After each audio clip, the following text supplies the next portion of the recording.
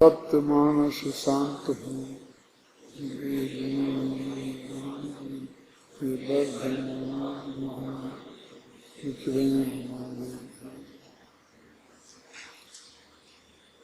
प्रवचनसार तत्व प्रज्ञापन महाधिकार, उसमें सुखाधिकार चल रहा है। गाथा 59 पीछे से कहते आ रहे हैं कि परोक्ष ज्ञान है, उसका संबंध इंद्रिय सुख से है। इंद्रिय ज्ञान का संबंध इंद्रिय सुख से है और अतीन्द्रिय ज्ञान का संबंध अतीन्द्रिय सुख से है। अब इसमें निष्कर्ष के रूप में कहते हैं कि पारमार्थिक सुख माने असली सुख तो प्रत्यक्ष ज्ञान वाले की ही है। प्रत्यक्ष माने महाप्रत्यक्ष, वो केवल ज्ञान वाला प्रत्यक्ष, उसके जिसके अतीन्द्रिय ज्ञान है उसके वास्तविक सुख है। गाथा में इतनी बात ही कही है और टीका में फिर अतीन्द्रिय ज्ञान वाले सारे विशेषणों के साथ में क्यों है उसमें सुख सहेतुक सिद्ध किया है और फिर परोक्ष ज्ञान वालों को क्यों नहीं है उसमें भी हेतु देकर के सिद्ध किया है। फिर निष्कर्ष निकाला है। इस तरह उतनी सी ही बात को रिपीट करके 3 तरह से व्यक्त किया है। देखो पढ़ो। जादम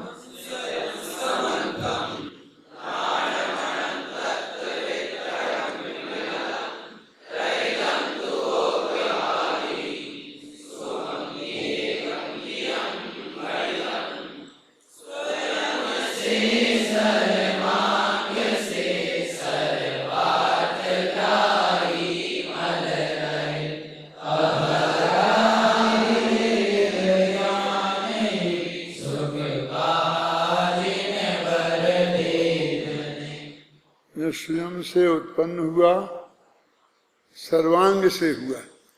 मतलब जैसे अपना आँख से देखते हैं, कान से सुनते हैं, ऐसा नहीं है। आत्मा के जो असंख्यात प्रदेश हैं तो हर प्रदेश से उनका ज्ञान होता है। तो वो सर्वांग से, स्वयं से, सर्वांग से और सर्वार्थ ग्राही, संपूर्ण पदार्थों को एक साथ ग्रहण करने की सामर्थ्य वाला और मल रहित, घचार घातिया क्रम रूपी मल से रहित है और अवग्रहादि विरहित, अवग्रह ही अगवाय धारणा जैसा क्रमिक ज्ञान नहीं होता है। ऐसा ज्ञान ही वास्तव में जिनवर देव ने उसे ही सुख कहा है। अब इसको ज्ञान और सुख को अभेद नय से एक ही कह दिया। चाहे अतीन्द्रिय ज्ञान कहो चाहे अतीन्द्रिय सुख कहो, एक ही बात है। अतीन्द्रिय ज्ञान जिसको प्राप्त होगा वो गारंटी से अतीन्द्रिय सुख वाला है और जिसे अतीन्द्रिय ज्ञान नहीं है उसे अतीन्द्रिय सुख भी नहीं है। अब शुरू की 3 पंक्तियों में कैसे है हेतु से बताते हैं। देखो, चारों ओर से, यह ना सर्वांग से का अर्थ है, चारों ओर से, स्वयं उत्पन्न होने से, अनंत पदार्थों में विस्तृत होने से, विमल होने से, अवग्रहादि से रहित होने से, प्रत्यक्ष ज्ञान एकांतिक सुख ही है। ये इतने 5 हेतु दिए। चारों ओर से, स्वयं उत्पन्न होने से, अनंत पदार्थों में विस्तृत होने से, विमल होने से और अवग्रहादि से रहित होने से, ये 5 विशेषण दिए हैं। तो प्रत्यक्ष ज्ञान एकांतिक सुख है, यह निश्चित। एकांतिक माने वो सुख ही है सर्वथा, उसमें ऐसा कथनचित नहीं लगेगा कि कथनचित सुख है, कथनचित दुख है। जैसे मन लगाते हैं कि जीव कथनचित सुखी है, कथनचित दुखी है, संसार में रह रहा है और मुक्ति में सुखी है, संसार की अपेक्षा दुखी है, अथवा जो अभी मोक्ष के मार्ग में चल रहा है तो जितनी कसाओं का अभाव हो गया उतना सुखी है, और जिन कसाओं का उदय अभी विद्यमान है उतना दुखी है, वो अपेक्षाएं लगाते हैं। तो वो कोई अपेक्षा नहीं लगाना, तो एकांत से सुखी ही है। ऐसा एकांत से लगाने से एकांत नहीं हो जाएगा। जब लगता है हम जैन धर्म अनेकांतवादी हैं और वो एकांत नहीं मानते हैं, तो ऐसा दोष इसमें नहीं लगेगा, क्योंकि एकमात्र अनाकुलता ही सुख का लक्षण है।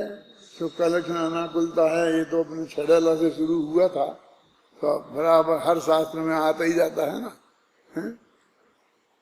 सुख आकुलता बिन कहिए, प्राकुलता सिम्मा ही न ताते, सिम्मा के लागे होते, वहां से शुरू हुआ था। और हर शास्त्र में बार बार ये बात आती है। अब इसको ही नेगेटिव कह रहे हैं कि वो परोक्ष ज्ञान क्यों नहीं है ऐसा सुख। पर से उत्पन्न होने से, पराधीनता के कारण पर से उत्पन्न होता है, इसलिए वो पराधीन हो गया। असम्मत होने से माने वो चारों ओर से नहीं होता है, होने से अन्य द्वारों से आवृत होने के कारण, माने एक द्वार माने से आंख से खुला है तो यहाँ से सब बंद है ना। एक तो जैसे मान लीजिए अपने घर है तो चारों तरफ से खुला हो, चाहे जहां से बाहर निकल जाओ, और एक ही दरवाजा हो, है ना, तो उसका एक ही दरवाजा है। मात्र कुछ पदार्थों को जानने से, उसके बाद ही वो कुछ पदार्थों को जानेगा, सबको नहीं जानेगा। तो अन्य पदार्थों को जानने की इच्छा के कारण अभी दुखी है वो, क्योंकि अनंत भगवान को सबको एक साथ जान लिया और किसी को जानने की इच्छा नहीं है, तो डबल इंतजाम हो गया ना। एक कदाचित वो सबको नहीं भी जानते तो भी दुखी नहीं हो सकते थे, क्योंकि उन्हें किसी को जानने की इच्छा नहीं है। और किसी को जानने की इच्छा भी होती तो भी दुखी नहीं हो सकते थे, क्योंकि उनको सबको जानते हैं प्रति समय, तो इच्छा की पूर्ति हो जाती। लेकिन दोनों बातें हैं, इच्छा है नहीं और सर्वांग से जानते हैं, और यहाँ दोनों बातें हैं दुख के लिए। तो इच्छा सारी दुनिया को जानने की है और जानते बहुत लिमिटेड को है ना। समल होने के कारण, असम्यक्त अवबोध के कारण, असम्यक ज्ञान मिथ्या ज्ञान के कारण, और अवग्रहादि सहित होने से, क्रमशः होने के कारण, क्रमशः पदार्थों का ग्रहण होने से, खेद के कारण परोक्ष ज्ञान अत्यंत आकुल है, इसलिए वह परमार्थ सुख नहीं है। पर उसी को उल्टी करने में 3 की चाय लेने होगी। अब यदि हम इसे ऐसे रटना, ये नहीं, इसको हम पहले वो 5 कारण ऊपर के समझें, अपने उपयोग में बैठा लें, फिर उन्हीं 5 से उसके उल्टे 5 बनाएं और अपनी भाषा में बनाकर ये बना दें, तब समझ लो कि हमारी समझ में ये पूरी तरह से आया और हम इसमें व्यवस्थित हुए। क्या बस निष्कर्ष बात इतनी ही है कि प्रत्यक्ष ज्ञान अनंत सुख का कारण है और परोक्ष ज्ञान अनंत सुख का कारण नहीं है। असली सुख उसके द्वारा पैदा नहीं होता। आगे, यह प्रत्यक्ष ज्ञान पूर्णतः अनाकुल है। अभी कहते आकुलता दुख है, और इसलिए चूंकि परोक्ष ज्ञान वाले की आकुलता मौजूद है और प्रत्यक्ष ज्ञान वाले की आकुलता नहीं है, इसलिए वे सुखी हैं। तो अब वो अनाकुल का क्या स्वरूप है, वो सब उसी बात को अनाकुल पर जोर दे करके समझा रहे। यह प्रत्यक्ष ज्ञान पूर्णतः अनाकुल है, क्योंकि यह प्रत्यक्ष ज्ञान अनादि ज्ञान सामान्य रूप स्वभाव पर महाविकास से व्याप्त होकर स्वतः स्वयं से उत्पन्न होने से स्वाधीन है। समस्त आत्म प्रदेशों से प्रत्यक्ष ज्ञानोपयोग होकर व्याप्त होने से इसके सभी द्वार खुले रहते हैं। समस्त वस्तुओं के ज्ञेयाकारों को सर्वथा पी जाने से परम विविधता में व्याप्त रहने से अनंत पदार्थों में विस्तृत है, इसलिए सर्व पदार्थों की जानने की इच्छा का अभाव है। सकल शक्ति को रोकने वाले कर्म सामान्य से निकल जाने से अत्यंत स्पष्ट प्रकाश से प्रकाशमान स्वभाव से व्याप्त होने से विमल है। इस कारण सबको सम्यक रूप से जानता है तथा जिन्होंने अपने त्रैकालिक स्वरूप को युगपद समर्पित किया है, ऐसे लोकालोक में व्याप्त होकर रहने से अवग्रहादि से रहित है, इसलिए होने वाले पदार्थ ग्रहण के खेद से रहित है। इस प्रकार उपयुक्त 5 कारणों से प्रत्यक्ष ज्ञान अनाकुल है और इसी कारण प्रत्यक्ष ज्ञान पारमार्थिक सुख स्वरूप है। अब इसमें भी वही की वही बात रिपीट की है, बस और कुछ विशेषण बढ़ा दिए हैं। पहले 3 लाइन में बात कही थी, वो कॉमन थी, फिर ये 4 लाइन में बात कही और फिर इन 4 लाइन को उलट करके ये फिर वो बताया पारमार्थिक सुख। उसमें जो एक एक विशेषण है उसकी सकारणता सिद्ध की, जैसे उनकी विमल है तो पहले कह दिया था कि कर्म से रहित होने से विमल है, अब यहाँ कह दिया 4 घातिया कर्म, मतलब और 2-3 विशेषण लगा दिए और कुछ नहीं है। एक दफे उपयोग में शांति से पढ़ लो तो पूरी बात ख्याल में आ जाएगी, ज्यादा व्याख्यान की इसमें कोई जरूरत नहीं है। प्रथम तो यह अतीन्द्रिय ज्ञान स्वाधीन है, इस कारण अनाकुल है।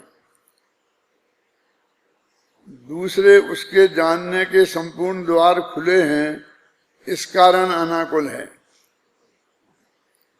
तीसरे सभी पदार्थों को जान लेने से किसी को भी जानने की इच्छा न रहने से अनाकुल है। चौथे सभी को संशयादि रहित जानने के कारण विमल होने से अनाकुल है। और 5 में सभी को एक साथ जान लेने के कारण क्रमशः होने वाले पदार्थों के ग्रहण से होने वाले खेद से रहित होने के कारण अनाकुल है। इस प्रकार 5 कारणों से अनाकुल होने के कारण प्रत्यक्ष ज्ञान परमार्थता सुख स्वरूप है। अब इसमें क्या किया है, मान वही जो विषय है उसको बिल्कुल व्यवस्थित ढंग से अपनी भाषा में रख दिया। अनाकुल है कौन? अनाकुलता तो सुख का, अतीन्द्रिय सुख का लक्षण है। फिर यहाँ अतीन्द्रिय सुख को पिछले को दोनों को एक कहा था और फिर इसमें वे विशेषण लगा करके उसको 5 तरह से अनाकुल सिद्ध किया और वो विशेषण जो लगाए हैं वो विशेषण को खुलासा किया है कि विमल होने से, ऐसे होने से, ऐसे होने से, तो उनकी सारी व्युत्पत्ति करके उसे पूरा समेट के ये जो अपन ने समझ लीजिए इतनी बड़ी टीका है संस्कृत की, ये हिंदी में भी अपन ने पढ़ी थी, ये सब का ये 5-6 लाइनों में बहुत पॉइंट बार पहले 1 नंबर पे इसलिए अनाकुल है, दूसरे इसलिए अनाकुल है, तीसरे इसलिए अनाकुल है, चौथे इसलिए अनाकुल है, 5 में इसलिए अनाकुल है, सिद्ध किया है।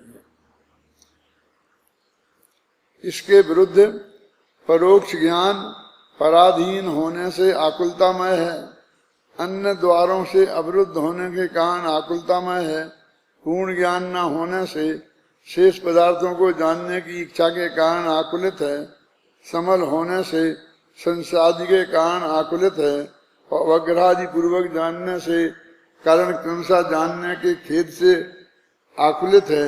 इस प्रकार उक्त 5 कारणों से परोक्ष ज्ञान अत्यंत आकुलित होने से सुख स्वरूप नहीं है।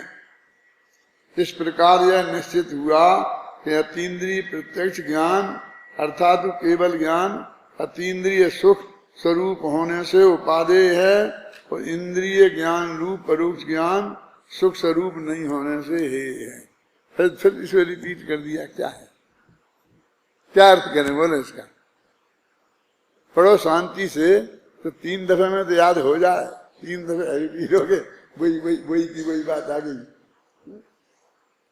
आप लोगों की सरलता के लिए ही ये बार ऐसा रिपीट करके लिखा है। विगत गाथा में जोर देकर यह कहा है कि अतीन्द्रिय प्रत्यक्ष ज्ञान अर्थात केवल ज्ञान पारमार्थिक सुख स्वरूप है। और अब इस गाथा में उक्त कथन में आशंका व्यक्त करने वालों का समाधान कर रहे हैं। इस गाथा की उत्थानिका में आचार्य अमरचंद्र देव स्वयं लिखते हैं कि केवल ज्ञान को भी परिणाम के द्वारा खेद हो सकता है। इस कारण केवल ज्ञान एकांतिक सुख नहीं है। अब इस मान्यता का खंडन करते हैं। अभी भी वही विषय चला रहे हो कि तुम कह रहे केवल ज्ञान को ये 5 प्रकार से आकुलता नहीं है, पूरी तरह निराकुल है, इसलिए वो अनंत सुख स्वरूप है। इसलिए ज्ञान और सुख एक ही बात है, चाहे अनंत सुख कहो चाहे अनंत ज्ञान कहो, एक ही बात है। फिर भी कोई कहता है कि नहीं ऐसा नहीं है, केवल ज्ञान में भी आकुलता है। तो वो सिद्ध करते हैं कि केवल ज्ञान में आकुलता नहीं है। पढ़ो अगली गाथा।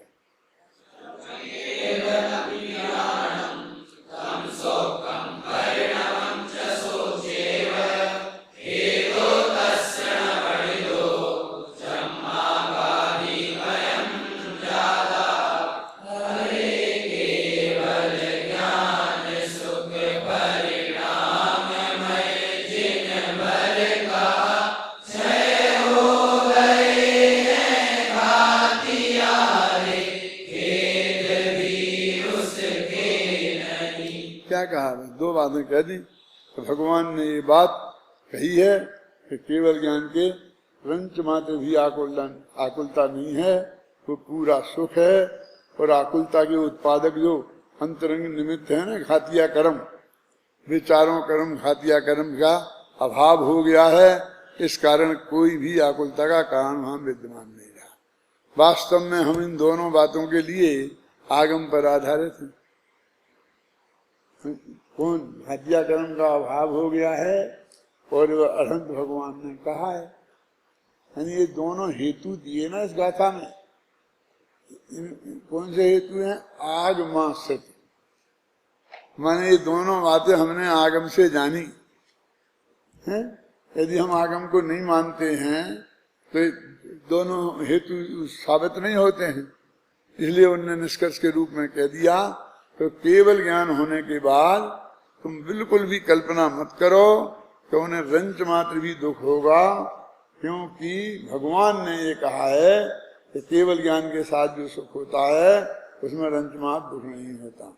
और उसका जो प्रतिबंधक कारण घातिया कर्म का उदय था, वे घातिया कर्म का क्षय हो गया है। माने उपशम वगैरह नहीं हुआ, क्षय उपशम नहीं हुआ, क्षय हो गया है। इसलिए अब कभी भविष्य में भी किसी भी प्रकार से उसके उदय होने की संभावना नहीं है। यह यहाँ केवल ज्ञान के संदर्भ में यह स्पष्ट किया जा रहा है कि खेद क्या है, परिणाम क्या है और केवल ज्ञान में व्यतिरेक क्या है, कि जिसके कारण केवल ज्ञान को एकांतिक सुखत्व ना हो। देखो आचार्य अमृतचंद्र टीका में लिखते हैं। अभी फिर मैं बार बार याद दिलाता हूँ कि अपने 53वीं गाथा से अपना सुखाधिकार शुरू हो गया है। 52 गाथा पे ज्ञानाधिकार खत्म हो गया था।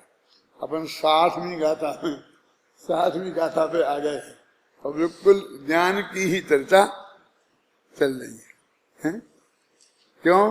क्योंकि सुख को वे कहते हैं ज्ञान की बात कहे बिना हम सुख की बात कह ही नहीं सकते, क्योंकि जो भी दुख हैं वो तो ज्ञान के अभाव में ही होते हैं। अब जब ये केवल ज्ञान की बात शुरू होगी ना, और जब सीधे सुख दुख की बात चलेगी तो मामला पलट जाएगा। फिर ये कहेंगे कि इंद्र भी सुखी नहीं है, चक्रवर्ती भी सुखी नहीं है, उसकी इतनी भोग सामग्री है फिर भी उसके दुख है। फिर मतलब उसका जैसा स्वरूप बता रहे हैं ना केवल ज्ञान का, ऐसा नहीं बताएंगे। वो उनके दुख नहीं है, फिर ए रामायण शुरू करेंगे हैं?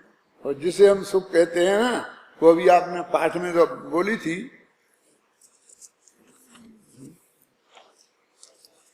63 गाथा से है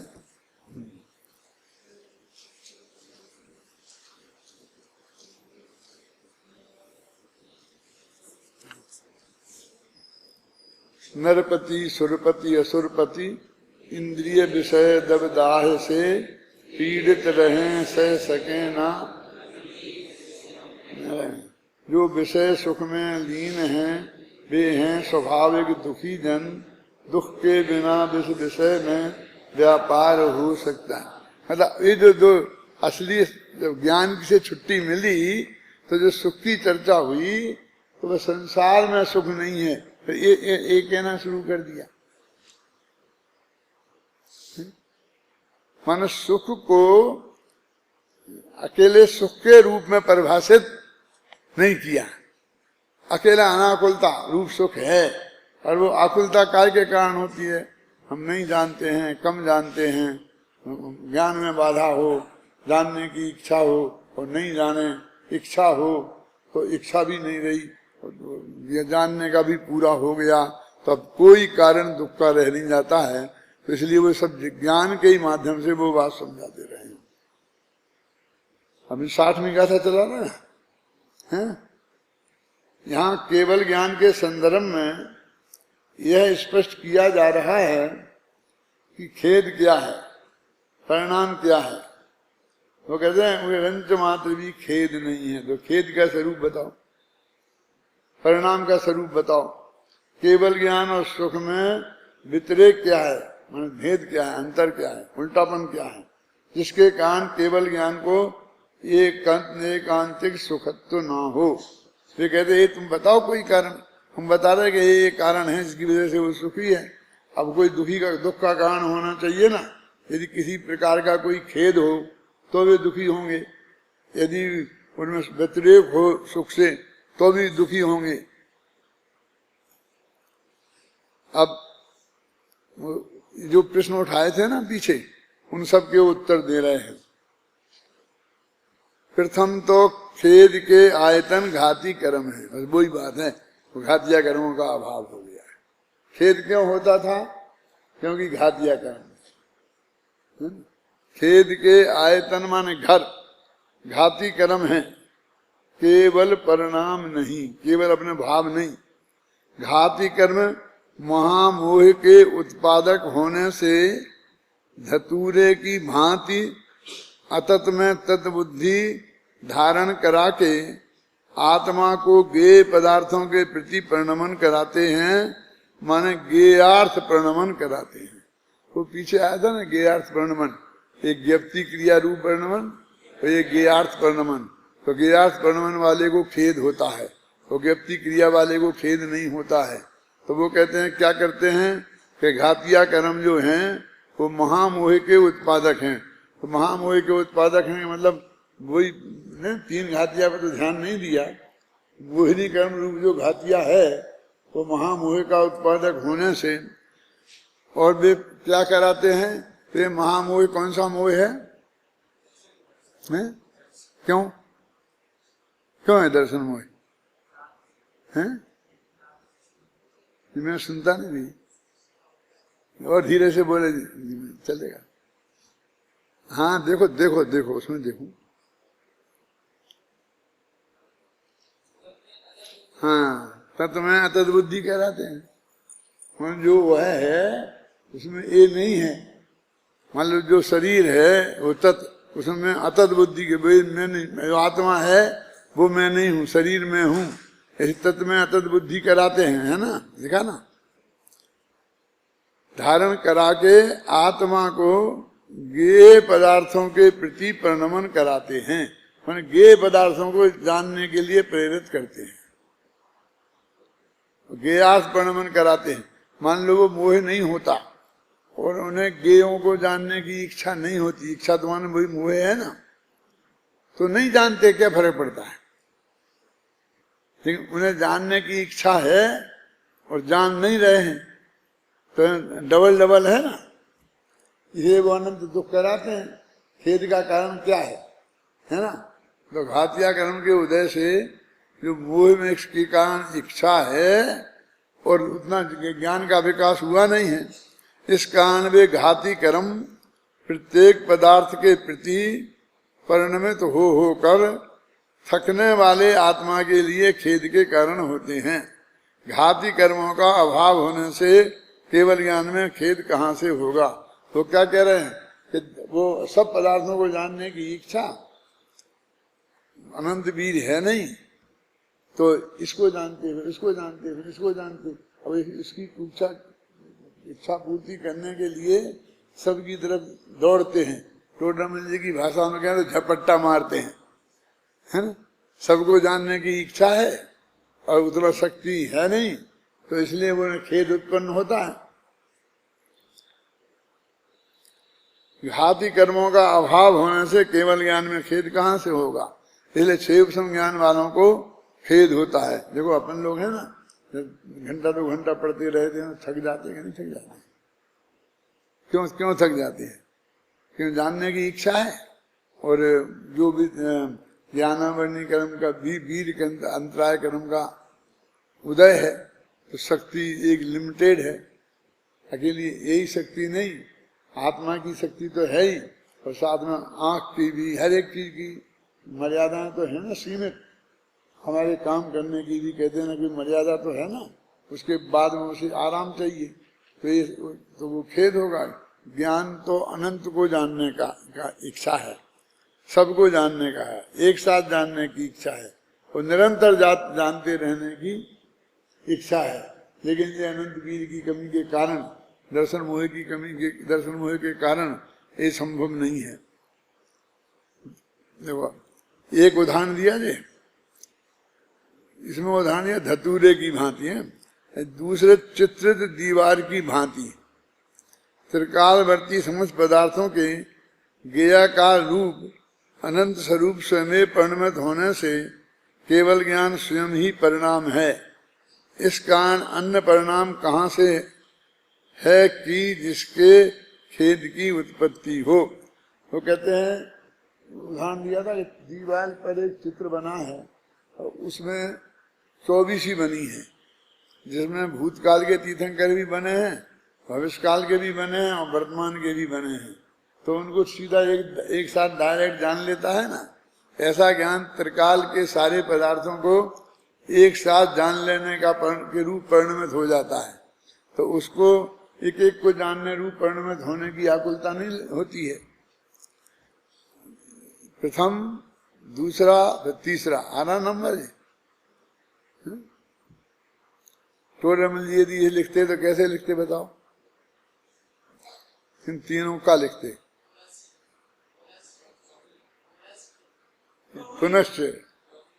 पुनश्च तो अनुवाद करने वालों ने लिखा है, वे तो बहुरी लिखते, बहुरी बहुरी बहुरी, बस वे बहुरी, चाहे पैरा चेंज करना हो तो बहुरी, फिर पहली बात ये, फिर दूसरा हो तो बहुरी।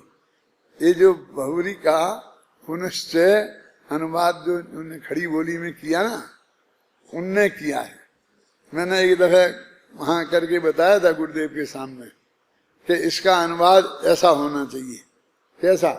तो भले ही वहां बहुरी बहुरी एक ही शब्द का प्रयोग है, लेकिन हम ऐसा कह सकते हैं कि पहली बात तो ये है, दूसरी यह है, तीसरी यह है, चौथी यह है। क्यों?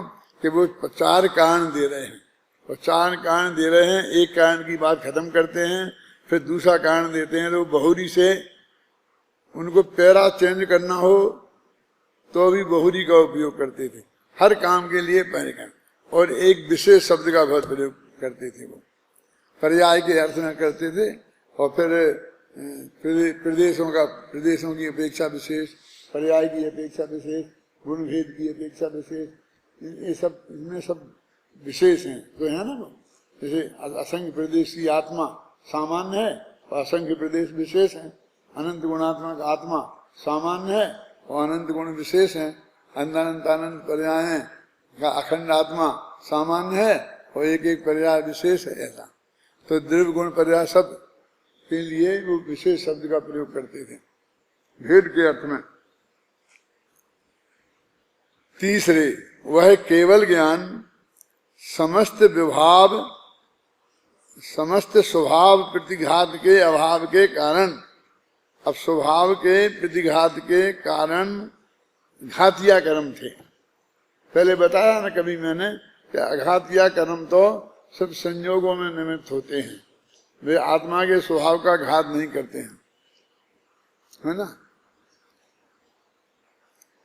तो ये आत्मा के घात स्वभाव को प्रतिघात करने में निमित्त होने वाले कर्म का अभाव होने से, निरंकुश अनंत शक्ति के उल्लसित होने से, और जो अनंत शक्ति अंदर उनकी विद्यमान थी ना, तो उस पर घातिया कर्म के उदय से अंकुश लगा था, है ना। कि इतना क्षयोपम है तो इतना ही जानने में आएगा, इतना नहीं है तो इतना नहीं आएगा। अब वो निरंकुश हो गया, केवल ज्ञानी के ज्ञान निरंकुश हो गया। अभी अपन को लोक में जिस तरह होता है ना, निरंकुश शब्द का अर्थ अच्छा अर्थ में नहीं माना जाता है। जब कोई उद्दंड हो जाता है तो कोई किसी की मानता नहीं है, तो अपन कहते हैं कि अभी कोई पावरफुल नेता नहीं है ना, तो सब नेता निरंकुश हो गए, जिसके मन में आता है जो कहता है, जैसे अच्छा कोई आदमी यहाँ पर प्रशासक नहीं है, इसलिए सब विद्यार्थी निरंकुश हो गए हैं, कोई किसी का सुनता नहीं है। भाई एक आध दो को निकालो सब ठीक हो जाएंगे, निरंकुश। तो ऐसे यहाँ लगता है कि जो निरंकुश हो गया है कौन, केवल ज्ञान। मैंने किसी को सबको जानने में जो अंकुश तो काय का लगता था, घातिया कर्म। माने लोक में ये अंकुश शब्द जो है वो अच्छे अर्थ में प्रयुक्त नहीं होता, और यहाँ जो निरंकुश होना ये अच्छे अर्थ में प्रयुक्त किया गया है। अब कि उसके ऊपर कोई अंकुश नहीं है। निरंकुश अनंत शक्ति के उल्लसित होने से समस्त त्रैकालिक और लोकालोक, ये तीन काल और तीन लोक अलोकाकाश सहित, माने क्षेत्र और काल, इन दोनों की बात है। क्षेत्र माने असंख्य प्रदेश है ना रे, और काल माने वो अनादि अनंत पर्याय। तो क्षेत्र काल के आकार में व्याप्त होकर कूटस्थतया अत्यंत निष्कंप है, माने बदला बदली नहीं है, कंपन नहीं है उसमें, ख्याल में है ना। इस कारण आत्मा से अभिन्न सुख लक्षण भूत अनाकुलता को धारण करता हुआ केवल ज्ञान स्वयं ही सुख है। इसलिए केवल ज्ञान और सुख का व्यतिरेक कहाँ है, माने उन दोनों में भिन्नता कहाँ है। व्यतिरेक माने ये हो तो वो नहीं हो, वो नहीं हो तो ये नहीं हो, इसका उसमें अभाव, उसका इसमें अभाव, है ना। तो कहते दोनों एक ही हैं, इसलिए इनमें कोई अभाव नहीं है। उन पूरी निरंकुशता उसके अंदर, निरंकुश ज्ञान है तो सुख भी निरंकुश है। और फिर वो अलग अलग ज्ञान गुण हैं, ऐसे हम सबको एक ही मान लेंगे तो अनंत गुण नहीं रहेंगे। तो वो अपेक्षा इसमें भी जुदे जुदे हैं, ये अपेक्षा भी उतनी ही मजबूत है। ये कोई व्यवहार से औपचारिक नहीं है, उनकी भिन्नता भी उतनी ही मजबूत है और अभिन्नता भी उतनी ही मजबूत है। ये कभी भिन्न भिन्न किए नहीं जा सकते हैं।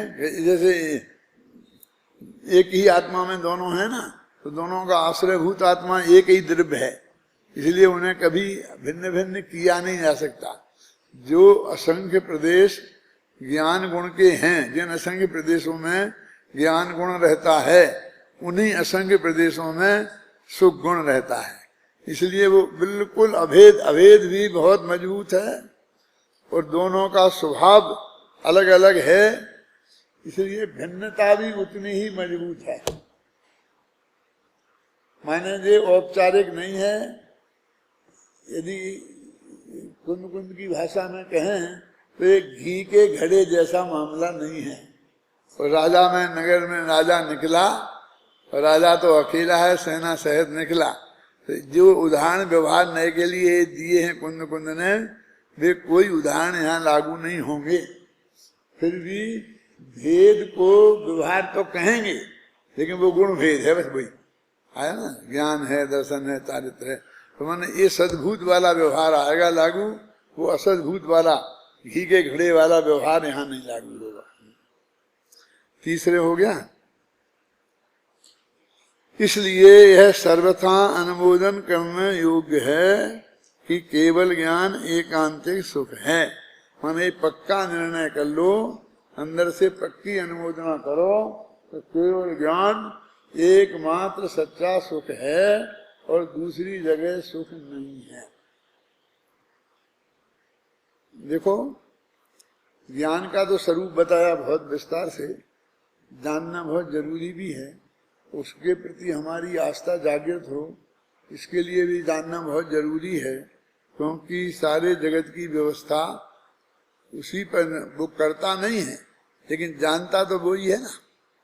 देखो, सारी लोक की व्यवस्था पूर्णतया व्यवस्थित है और इसे न ज्ञान ने किया है और न कोई किसी दूसरे द्रव्य को करने की जरूरत है।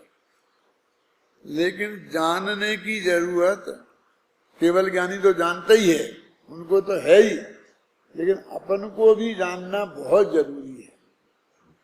क्यों जानना बहुत जरूरी है? कि वस्तु के जो परिणमन व्यवस्था है, यदि उसे हमने नहीं जाना और ऐसा नहीं जाना कि बिल्कुल हमारे चित्त में किसी प्रकार की शंका नहीं रहे, बिल्कुल निशंक होके हमें को ज्ञान का ये वो नहीं बना, तो हमारा उपयोग कहीं ना कहीं कुछ ना कुछ व्यवस्था करने में उलझा ही रहेगा।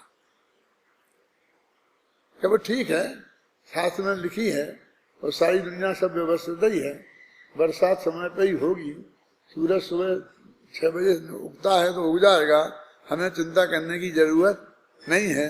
तुम तो सिर्फ इतनी चिंता करो कि हमको 6 बजे उठना है, तो तुम अपने उठने की चिंता करो, तो सूरज नहीं उठा और वो नहीं आया तो क्या हो? दो तरह की चिंता हो गई ना। एक, सूरज उगे तो सब विद्यार्थियों को उठ जाना चाहिए सूरज उगने के पहले। बाबू भाई तो ऐसे मजाक उड़ाते थे कि ये लोग तो सूर्यवंशी लोग हैं, कि कैसे कि जब सूरज उग जाएगा तब उठेंगे। उनको मजाक में कहते थे, और हम लोग तो भाई सूरज उगने के पहले उठने वाले लोग हैं। तो अब 2 काम करना ना, सूरज को उगाना है और अपने को उठना है। तो वो कहते देखो तुम चिंता मत करो, सूरज तो उग जाएगा, जितने बजे उसके उगने का नक्की है वो बिल्कुल उग जाएगा, तुम तो अपनी चिंता करो। अब यहाँ क्या कह रहे, हम ये समझाना चाहते हैं कि न तुम्हें सूरज के उगने की चिंता करना है और न तुम्हारे उठने की चिंता करना है, क्योंकि इतना बड़ा काम यदि सुनिश्चित हो सकता है तो ये इतना सा छोटा काम सुनिश्चित नहीं होगा। अब देखो, ये गले नहीं उतरेगा, अच्छों को नहीं उतरेगा। और व्यवस्थापक लोग मेरे पास आएंगे, साहब ये क्या कर रहे हो आप, हम तो वैसे ही परेशान हैं, अब और ज्यादा परेशान हो जाएंगे। क्यों? हा? मैंने मेरे कहने का मतलब ये है, हमारे ज्ञान में ऐसा बंटवारा है कि यद्यपि सारा जगत पूरी तरह व्यवस्थित है, उसको समझाने में हमें ज्यादा दिक्कत नहीं हुई, लेकिन तुम्हारा भी सब कुछ व्यवस्थित है ये समझाना बहुत कठिन है। हम अपने को उसमें अपवाद रख लेते हैं।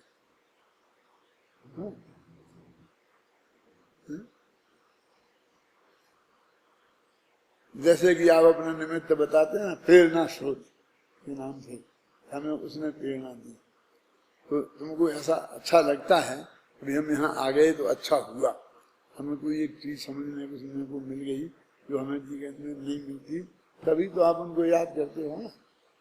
यदि तुमको 24 घंटा पछतावा हो कि यहाँ आके फंस गए, नहीं तो मैं न मालूम कितना बड़ा डॉक्टर बन जाता, इंजीनियर बन जाता, अमेरिका चला जाता, वहाँ इतना कमाने लगता, ऐसा हो जाता वैसा हो जाता, तो आपको वही व्यक्ति किस रूप में याद आएगा?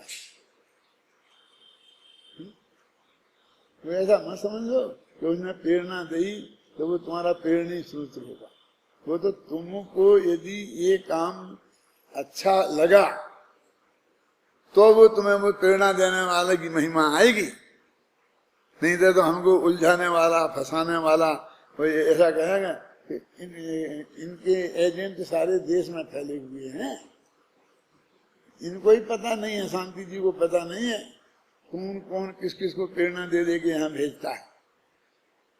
तो ये सब इन्हीं के एजेंट हैं, हम चाहे उन्हें जानते ही नहीं हो। जिन लोगों के तुम नाम लेते हो हमें पता ही नहीं है, हम जानते ही नहीं है उन्हें क्या, लेकिन इनके एजेंट हैं जो फंसा फंसा करके लाते हैं। यदि ये यहाँ आकर के इसमें हमारी उपादेय बुद्धि नहीं हुई, हे बुद्धि हुई, तो निश्चित रूप से ये सब जैसे चिड़ियों को फंसाते हैं शिकारी, ऐसे फंसाने वाले लगेंगे। आप समझ, ऐसे ही निमित्त का तो ऐसे ही कहने मात्र की बात है। उनने बेचारों ने कुछ नहीं किया है, तुमको उनको एक जगह का ख्याल में था और तुमको पढ़ने की इच्छा थी, कहाँ जाए, तुम इस विकल्प में थे, तो उसने बता दिया, बस खत्म। ना उसको ये चिंता है कि विद्यालय में पूरे विद्यार्थी हो गए कि नहीं हो गए, कि कम हैं, कि अच्छे होशियार विद्यार्थी जाना चाहिए तो इसकी तरक्की होगी, कोई विकल्प नहीं है उन्हें। ऐसे जगत में कोई नहीं। अब हम सारे जगत को तो व्यवस्थित मान लेते हैं क्रमबद्ध पर्याय के हिसाब से और इस केवल ज्ञान के हिसाब से, और फिर हम अपने छोटे दायरे को ये तो मुझे करना ही है, और अपने माथे पर उसका बोझा लिए फिरते,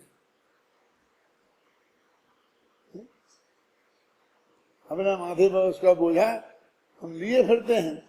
अरे ये भी सुनिश्चित है, अनादिकाल से नक्की है, और उस समय पे बिल्कुल ऑटोमेटिक वो सब होगा ही, इसमें कोई शंका की विकल्प मात्र ही बात नहीं है। आत्मा पे सहज ज्ञाता दृष्टा है।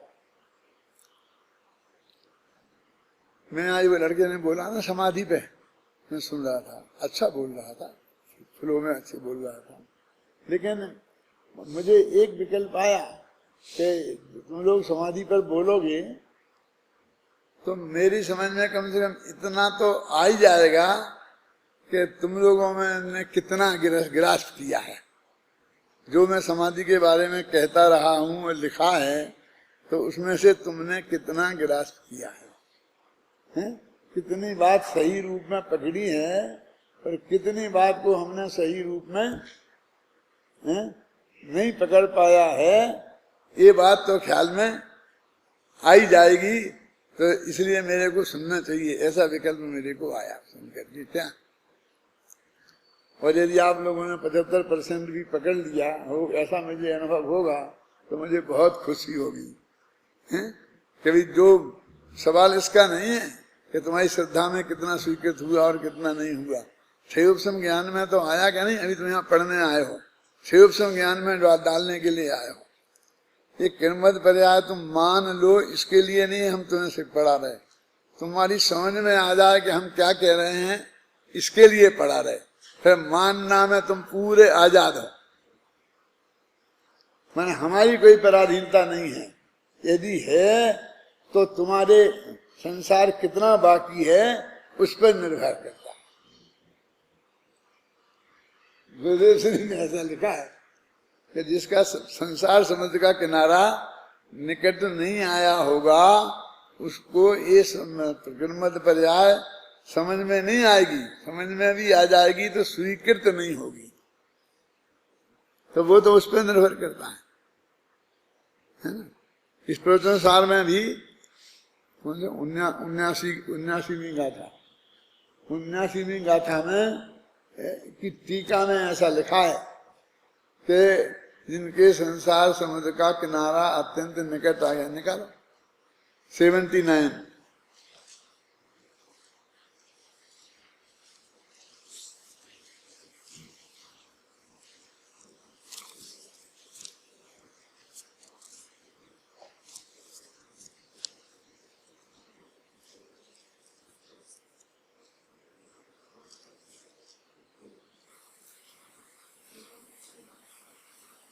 जिसको जिसके महादुख संकट निकट है, ऐसा वह शुद्ध आत्मा को कैसे प्राप्त कर सकता है। माने जिसको अभी संसार का अभाव नहीं हुआ है, वो इस चीज को प्राप्त नहीं कर सकता। इसके आगे ही है।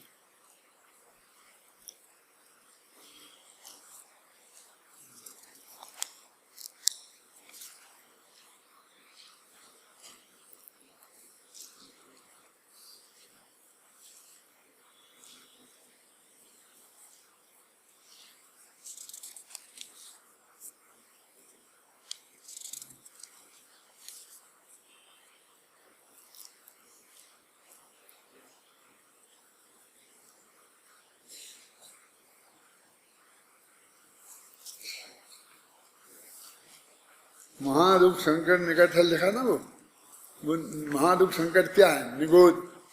हमें जिनको भी संसार बहुत बाकी है, अधोगति की तरफ जिनको जाना है, उनको ये बात समझ में नहीं आती है, और जिनका संसार समुद्र का किनारा नजदीक आ गया है उनकी समझ में ये बात आती है।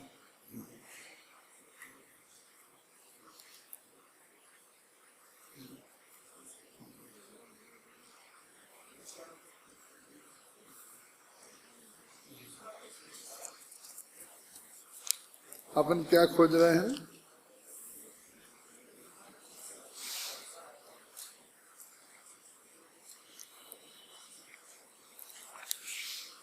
कि जिनके संसार दुख का किनारा निकट आ गया है ना,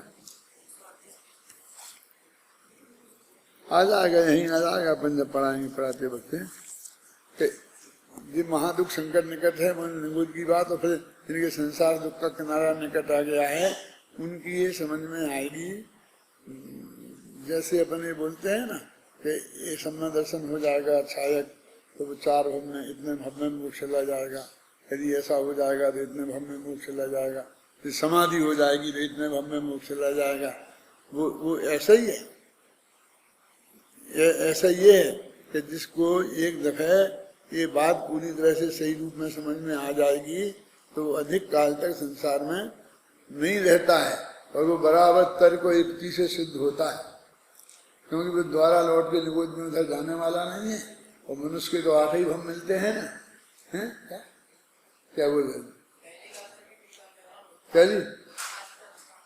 हाँ बोलो बोलो, निकाल के रख।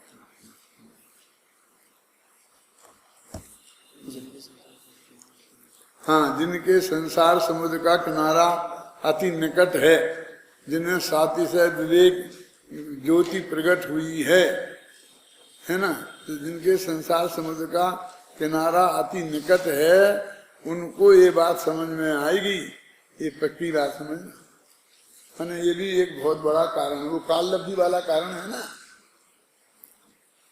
हम लोगों का काम, अध्यात्मों का काम तो सिर्फ जो विषय है वो समझा देना हमारी ड्यूटी है, तुम्हें सम्मान दृष्टि बनाना हमारी ड्यूटी नहीं है, लेकिन वो तुम्हारी समझ में आ जाना चाहिए वस्तु का स्वरूप, फिर वो तुम्हारे उस पर निर्भर है। तुम क्या निकाल रहे हो?